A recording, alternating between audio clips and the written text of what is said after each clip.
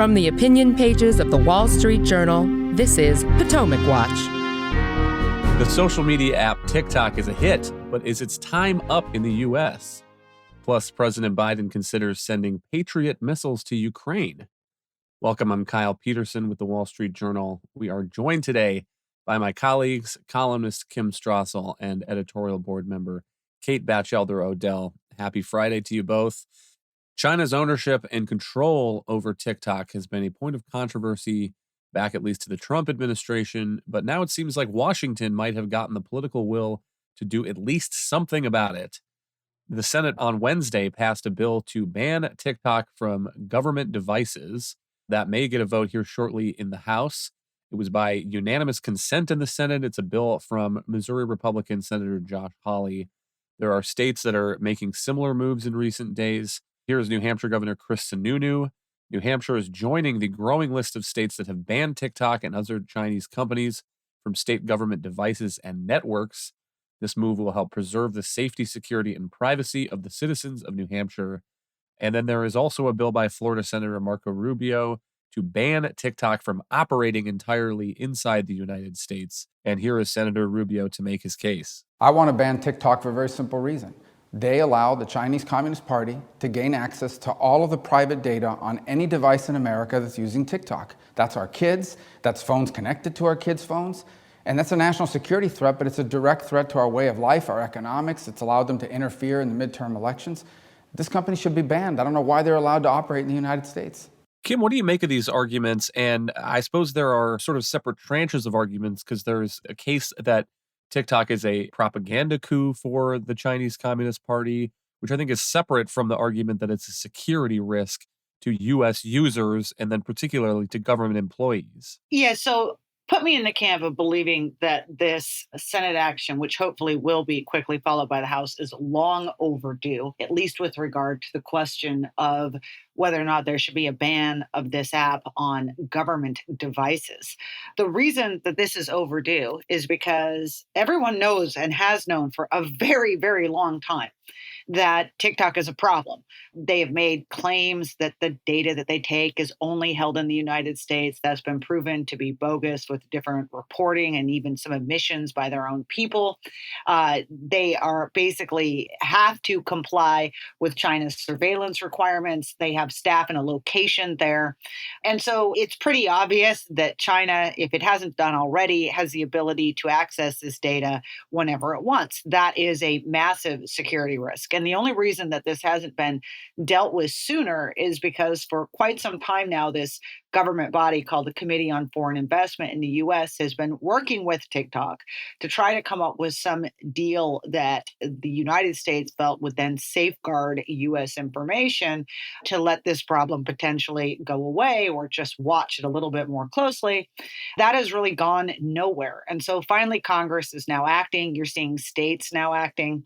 This, of course, all meanwhile gets caught up in a completely different issue about whether or not TikTok is somewhat toxic for kids, but that's almost a separate question. I do think it's also overdue that we're having a conversation about the Rubio bill and the total ban, but I do understand that that's a bigger step. I guess I agree with Kim. I mean, it's one thing to ban the app for anybody in the United States who wants to use it. Teenagers who are less interested in their cell phone privacy than they probably ought to be honest. But it's another thing to ban it for government employees who are having government communications potentially on those apps. And Kate, there's been some interesting headlines about war games, Navy ships, things like that have been located, not just with TikTok, but because somebody had a Snapchat app open or something like that. And it seems like it's a real security risk simply from a locational standpoint as well. Yeah, Kyle, I think Kim is right that we need to separate out here some of these arguments that are getting swirled together. I mean, we have seen some really disturbing reports about the kind of content TikTok allegedly is selling to teens, but that is a separate issue from some of the questions that we're discussing here, which is how might this data be exploited in ways that compromise U.S. national security? I think you can put that into a couple of buckets, and one that I would really focus on would be, for instance, the Pentagon does not allow the use of TikTok on government-issued phones. But that doesn't extend to personal devices, say, of U.S. service members. If you think about the sheer amount of information that can be sucked up throughout so many different users, you could get access to sensitive information. People take their phones with them onto the military base, could give some information about US troop movements. There are some real concerns there about that data going directly back to the Chinese Communist Party. So I think it is certainly worth a discussion about, could we ban it for use for federal contractors and or other small constituencies where I think a large amount of the risk is concentrated. But another bucket of this that has been salient on Capitol Hill is the concern that a lot of people get their news from TikTok, and that TikTok may or could influence subtly or overtly the consumption of news. I know that some of the lawmakers proposing bans have compared it to like letting the Soviet Union buy the Washington Post. So I think there is also that kind of informational influence that is also on the table here that has to be considered. One thing that strikes me about this debate, though, is some of it depends on factual questions and technical questions. So I'd point to a letter that Federal Communications Commissioner Brendan Carr sent to Apple and to Google in June, asking them essentially to take TikTok out of their app stores. And here are a few of the things that he points to. In August 2020, TikTok circumvented a privacy safeguard in Google's Android operating system to obtain data that allowed it to track users online. In March 2020, researchers discovered that TikTok, through its app in the Apple App Store, was accessing users' most sensitive data, including passwords, cryptocurrency wallet addresses, and personal messages.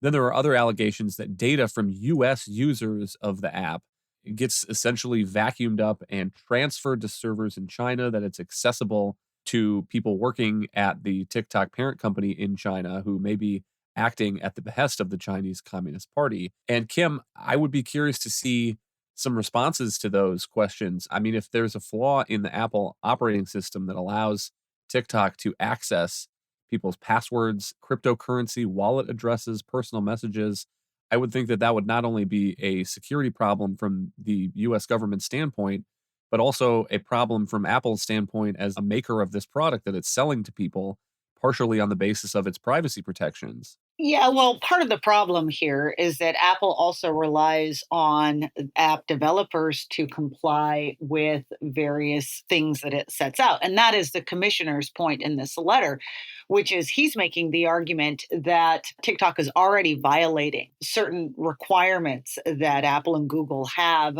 in terms of safeguarding privacy, not accessing. One of those allegations you read out was the allegation that TikTok had actually broke through and circumvented some of the protections that are supposed to exist there. And so this is often the decision that Apple and Google make when they decide whether or not they're going to put you on your app store. And by the way, they've lowered the bar quite a lot in certain cases. Remember the uproar we had over Parler and free speech. They basically booted people out. It basically made it impossible for anyone to download that app. And I think what the commissioner is asking is, look, we have all these examples of outright violations and suggestions of TikTok behavior that they are not complying with the things that you demand of those who are in your app store. Why haven't you taken them down already? So that's his argument. I doubt that that is something that Google or Apple would do easily, given that this is a driver for them and potentially a source of revenue. And so I think what's probably going to end up having to happen is that we now are hearing there's more interest about this in Capitol Hill, and there's likely in the new session of Congress to be some hearings. And I would wager that those entities and tech companies will be among the ones that Republicans in the House, at least, really want to ask some questions of.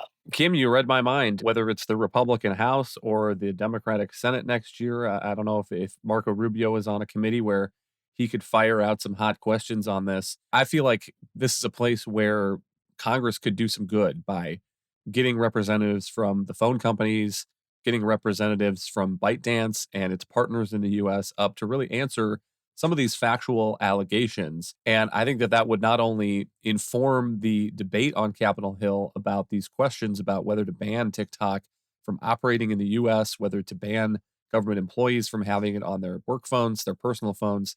I think it would also be incredibly informative for many people who have just taken this to be another social media app that maybe their kids are using and they don't really know a whole lot about it. This is a way, I think, to get some headlines and put it on people's map that this is a Chinese-run owned company and there are real questions about their privacy and security practices that maybe Congress could answer, or at least Congress could ask in a way that would get people aware of this question, Kate? Right. I think that you are getting at the core issue, which is that we are still living in, unfortunately, a lot of innuendo, and we need some more hard data. And I noted that earlier, we need to kind of untether some of these questions about what the malign influence of TikTok really is or isn't, and separate some of those cultural questions, I think, from what really are national security interests in. I also think it would just be instructive. I think that education campaigns could be useful. I think teenagers are often, we've discussed, not that interested in maintaining the personal privacy of their phone, but there are also other generations that just may be less aware of what this company is up to in general with their data or their kids' data, and may be persuaded by that. And that would be, again, if we could mitigate some of those risks without the precedent of a ban, that would be far preferable.